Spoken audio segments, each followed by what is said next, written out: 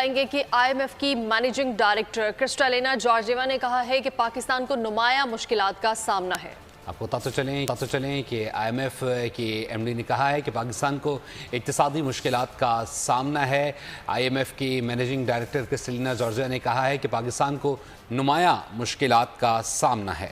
کرنے کے کسی کا کیا رشتہ داری ہے، کیا تعلق ہے، کیا نہیں ہے، کیا نہیں۔ جی اب معاملہ یہ ہے بھائی کہ یہ جو کانسپریسی تھیریز جو ہیں ان سے ذرا ہٹ کے اگر گفتگو کی جائے، اور یہ جو بندر بانٹ ہے یا پتہ نہیں کون سی بانٹ ہے، اس سے اگر بے شمار اکاؤنٹس ہیں مختلف اداروں کے اور ڈیفنس کے پورے اسٹیبلشمنٹ کے، ان کو اکٹھا کر کے ایک اکاؤنٹ میں لائیں، یعنی کہ انہیں پتا چلے گا کہ خرچے کیا ہیں، اکاؤنٹس میں کیا پیسہ ہے، کہاں مال ہو رہا ہے۔ پاکستان سمیت بعض ممالک کو مشکلات کا سامنا ہے۔ آئی ایم ایف کی ایم ڈی کرسٹالینا جارجیوا کا سعودی عرب میں ورلڈ اکنامک فورم کے اجلاس سے خطاب، کہا کم آمدنی والے ممالک کی حالت خراب ہو رہی ہے۔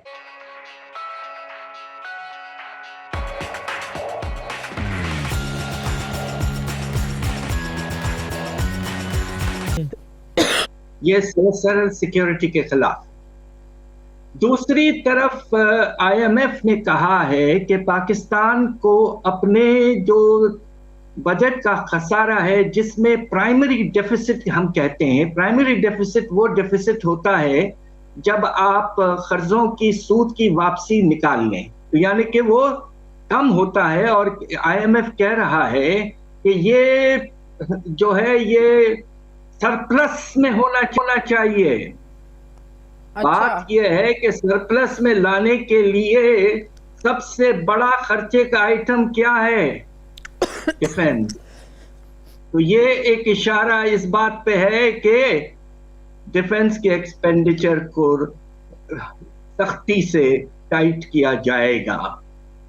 یہ تیسری بات جو میں کہہ دوں کہ خدا نخواستہ اگر کوئی ٹیریٹوریل ایشو ہو اور ایمرجنسی کے طور پر ہمیں سیکیورٹی کے لیے پیسوں کی ضرورت پڑے، تو ہماری حکومت اسٹیٹ بینک سے جلد لون نہیں لے سکتا۔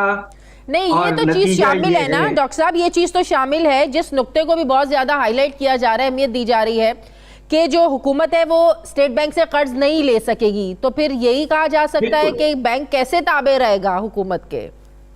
بالکل، تو تین چیزیں ہیں، ایک اکاؤنٹس کی کنسالیڈیشن، دوسرا پرائمری سرپلس لانے کی کوشش میں حکومت کو ڈیفنس کے اخراجات کم کرنے پڑیں گے، اور تیسرا قرضے اسٹیٹ بینک سے ڈائریکٹلی نہیں لیے جا سکتے ایون اگر ایک ایمرجنسی موجود ہو۔ یہ تین بہت اہم نکات ہیں، صحیح، اس سے سیکیورٹی پر اثر یقیناً پڑ سکتا ہے۔ اور ڈاکٹر صاحب، بورڈ آف گورنرز جو ہے اگرچہ وہ پاکستانی ہوں گے، لیکن کیا اس بات کے خدشات نہیں ہیں کہ وہ جو پالیسیز ہیں وہ آئی ایم ایف کی ٹو کریں گے؟ جی، یہ بات کا خطرہ ضرور موجود ہے، اور اس کی وجہ یہ کہ دیکھیے ایک بیلنس کی ضرورت ہوتی تھی، اور میں جب حکومت میں تھا اس زمانے میں ہم نے ایک fiscal and monetary policies coordination board بنایا تھا۔ دیکھیے یہ دو اہم پالیسیز، فسکل اور مانیٹری پالیسیز میں کوآرڈینیشن کی بے تحاشا ضرورت ہے، اور ساتھ ساتھ دوسرے پالیسیز بھی، ٹریڈ پالیسی، انویسٹمنٹ پالیسی وغیرہ۔ اب ہمارا اسٹیٹ بینک صرف مانیٹری پالیسی کے بارے میں سوچے گا، اور یقیناً زور اس پہ ہوگا کہ افراط زر کو کم کیا جائے۔ یہ بہت مناسب تو ہے، صحیح، مگر ہمارے جیسے غریب ملکوں میں آپ کو یہ بھی سوچنا پڑتا ہے کہ روزگار میں بھی اضافہ ہو، شرح نمو میں کچھ اضافہ ہو، تو ایک بیلنس فسکل مانیٹری پالیسی میں رکھنا بہت ضروری ہے، جو کہ ختم ہو جائے گا۔ اور آئی ایم ایف کے انفلوئنس، جب تک آئی ایم ایف کا پروگرام ہے تو وہ مانیٹری پالیسی پہ فکس کر کے اسٹیٹ بینک سے کہیں گے کہ روپے کی قدر مارکیٹ پہ چھوڑو، سود کو بڑھاؤ، افراط زر اس طرح سے کم کرو، اور نتیجہ یہ کہ قیمتوں میں اضافہ اور افراط زر میں دوسری طریقوں سے اضافہ۔ تو لہٰذا یہ بیلنس بالکل نہیں رہا۔ ہم سب یہ کہتے رہے ہیں کہ ماڈریشن اور کوآرڈینیشن کی ضرورت بہت موجود ہے۔ تو ان چیزوں سے نکل کے نان سنجیدہ گفتگو سے نکل کے اگر سنجیدہ گفتگو کی جائے، جی جی آپ بتائیے. معاملہ یہ ہے کہ دیکھیے کہ سعودی عرب میں اس وقت آپ کے وزیر اعظم بھی موجود ہیں اور آپ کے وزیر خارجہ بھی وہاں موجود تھے، ٹھیک ہے. وہاں سے یہ آرڈر جاری کیا گیا. جب یہ خبر مجھ تک پہنچی تو میں نے اس کو پروب کرنا شروع کیا کہ میرے لیے یہ اس لیے انتہائی اہم تھا کہ اگر فرض کیجئے کہ یہ پاکستان میں آ کے کام ہو سکتا تھا تو یہاں پر بھی کیا جا سکتا تھا، بعد میں بھی کیا جا سکتا چند دن ٹھہر کے. یقیناً اس کی کوئی ارجنسی رہی ہوگی. بطور جرنلسٹ میں نے اس کو پروب کرنے کی کوشش کی. اس کی سگنیفیکنس سعودی دورے کے ساتھ ضرور ہے اور سعودی سرمایہ کاری کے ساتھ بھی اس کا تعلق ہے. یہ دو پہلو وہاں کے ہیں. صحیح. اس سے پہلے میری کو چند بااثر افراد سے گفتگو ہو رہی تھی. بااثر سول بیوروکریسی کی حد تک بات کر رہا ہوں، آپ ایسی کوئی اور طرح کے بااثر نہ سمجھ لیجیے گا. نہیں بالکل بھی نہیں.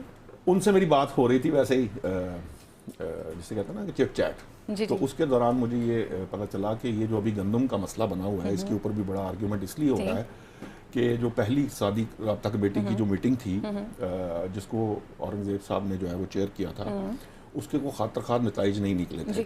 پھر دوبارہ کرنی پڑی اور پھر وہاں پر بھی کچھ ایسے مسائل ہوتے ہیں جو ان کے آپ کے یہاں کے مقامی مسائل ہیں جو آپ کے ملک کے حساب سے طے کیے جانے ہوتے ہیں. لیکن وہاں پہ اگر صرف ان کو انٹرنیشنل سٹینڈرڈ یا انٹرنیشنل سٹانس یا صرف آئی ایم ایف کے پرسپیکٹو سے دیکھا جائے گا تو آپ کے لیے مشکلات بڑھ جائیں گی. جیسے اگر آپ یہ فرض کیجئے کہ اورنگزیب صاحب اس چیز پہ اصرار کریں کہ جی انٹرنیشنل پریکٹس یہ ہے کہ اوپن مارکیٹ کے طور پہ چھوڑ دی جائے گندم کی خریداری، تو یہاں ہمارے یہاں کسان کو بڑا مسئلہ ہو جائے گا. تو یہی وہ فیصلے ہیں جو نہیں ہو پا رہے تھے، جس کی وجہ سے پہلے بھی یہ بات کہی گئی تھی جب اقتصادی رابطہ کمیٹی کی اس کے اندر اسحاق ڈار صاحب کو شامل کیا گیا تھا تو وہ چونکہ تجربہ کار فائنانس منسٹر مطلب یہ کہ ابھی جو بندے رکھے گئے ہیں آپ اس بات کو مان رہے ہیں کہ وہ تجربہ کار نہیں ہیں یا ان کے پاس ابھی؟ میں نے ایسا کچھ نہیں کہا. یہ آپ نہیں، ابھی آپ جس طرح سے بتا رہے ہیں کہ آپ اپنے مرضی کا مطلب نکال رہے ہیں. بات سنیں. جی بتائیے. اس کے اندر ایک سگنیفیکنٹ پوائنٹ میں نے ریز کرنے کی کوشش کی تھی. اگر آپ کو سمجھ آیا ہو کہ بعض لوگ بہت ماہر ہوتے ہیں، تجربہ کار ہوتے ہیں، لیکن یہ ضروری نہیں ہے کہ انہیں ملکی معاملات کا پاکستان کے کور معاملات کے اندر بھی اتنا ہی تجربہ ہو. اور اگر وہ صرف انٹرنیشنل پریکٹسز کے ساتھ چلنا چاہیں گے تو اس کے لیے کچھ مشکلات پیدا ہو سکتی ہیں. تو اس طرح کے معاملات انتظامی سطح پر بھی کچھ آ رہے ہیں جو پوائنٹ آؤٹ ہوئے ہیں، جس کے بعد ہو سکتا ہے یہ پاسبلٹی ہے کہ چوہی صاحب کے لیے تو صرف پروٹوکول ہے، لیکن ہو سکتا ہے کوئی انتظامی معاملات میں ایسی کوئی پریشانی کا سامنا کرنا پڑ رہا ہو حکومت کو جس کی وجہ سے انہوں نے یہ فیصلہ کیا ہو. لیکن میری نظر میں اس کی سگنیفیکنس اس سے بھی زیادہ اس لیے ہے کہ یہ سعودی عرب میں بیٹھے وہاں بیٹھ کر یہ انسٹرکشن پاکستان میں ایشو کرنا کہ جی ان کا نوٹیفیکیشن فوری طور پر جاری کیا جائے، اس کے پیچھے یقیناً بہت سے محرکات ہوں گے. اس کو آپ اگنور نہیں کر سکتے. یہ نہیں کہہ سکتے کہ جی یہ صرف جو ہے نا وہ یہ جو آپ کے اس کے مطابق انٹرو کے مطابق بندر بانٹ ہے یا چوہی صاحب کے مطابق پروٹوکول ہے. اس کا تعلق یقیناً سعودی سرمایہ کاری اور اس سے متعلق معاملات جو انتظامی ہیں اور ان کی جو گارنٹیز ہوتی ہیں، جو بات چیت ہوتی ہے، اس سے جڑا ہوگا. سو اس لیے یہ جو سسٹم ہے، ہمارا جو سسٹم ہے، اس کی کور کو سمجھنا ہر اس شخص کی بات نہیں ہے جو باہر بیٹھا ہوا ہے. یہ بالکل اسی طرح ہی ہے جس طرح آئی ایم ایف کے معاملات میں بہت سی چیزیں آئی ایم ایف ہمیں کہتا ہے جو انٹرنیشنل پریکٹس میں ہے، لیکن ہم اس کو نہیں کر پاتے. ہمیں اس کو اپنی ضرورت کے حساب سے دیکھنا ہوتا ہے. اس ضرورت کے حساب سے یہ فیصلہ کیا گیا ہے.